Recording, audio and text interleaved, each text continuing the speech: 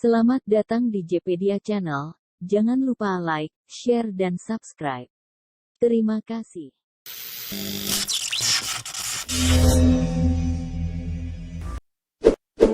Di salah satu pojok kota, tepatnya Kensington, Philadelphia, Amerika Serikat, peredaran narkoba begitu maraknya. Banyak orang dengan santainya bertransaksi narkoba. Tampak seorang pria tua, sekitar 60-an, berjalan menyisir kota. Jerome, sang pria tua ini ternyata penjual jarum suntik untuk para pengguna heroin. Setiap beberapa meter berjalan, Jerome didatangi pembelinya, dan rata-rata anak muda. Dengan langkah gontai, Jerome terus menyusuri jalanan di pinggiran kota yang tampak kotor dan sedikit kumuh.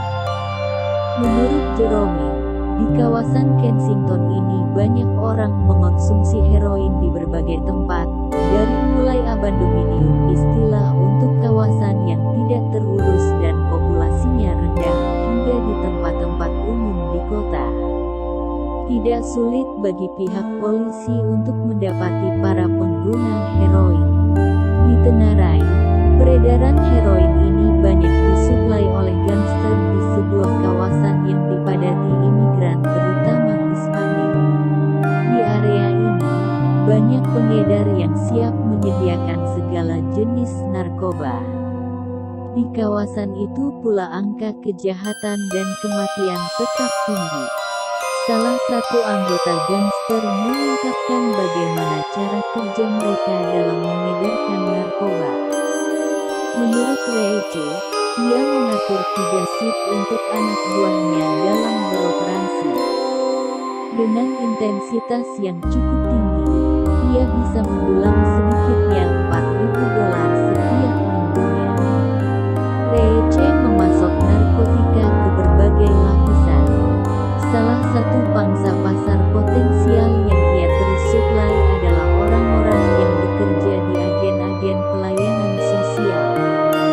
Menurut polisi setempat, para pengedar jalanan ini sangat licin, karena sulit melacak para pengedar yang berkeliaran. Seperti permainan kucing dan tikus, keberadaan mereka sulit dilacak. Jika diperbandingkan, para pengedar yang berafiliasi dengan kartel Meksiko dinilai lebih licin dengan kartel Kolombia. Sindikat heroin di Philadelphia juga selalu membuat terobosan. Setiap kali mereka meluncurkan produk heroin, mereka langsung merekrut para pecandu untuk mencicipi heroin yang mereka produksi. Mereka meminta para pecandu sebagai tester untuk memberikan penilaian terhadap produk tersebut sebelum produk heroin itu dilepas di jalanan. Karena itulah penegak hukum di Philadelphia harus bekerja ekstra keras untuk memberantas jaringan narkoba di wilayahnya. Karena geliat para sindikat di kawasan ini sudah begitu leluasanya meracuni warga. Kota ini pun dikenal sebagai para pecandu dan pengedar narkoba, serta tingginya tingkat tindak kriminal. Bahkan Philadelphia menjadi wilayah yang ditakuti untuk dikunjungi, walau hanya sekadar ingin mengambil dokumentasi. Kota ini juga termasuk ke dalam wilayah darurat narkoba, terutama jenis heroin. Mayoritas yang menempati wilayah pinggiran kota adalah para tunawisma yang menjadi pecandu berat heroin.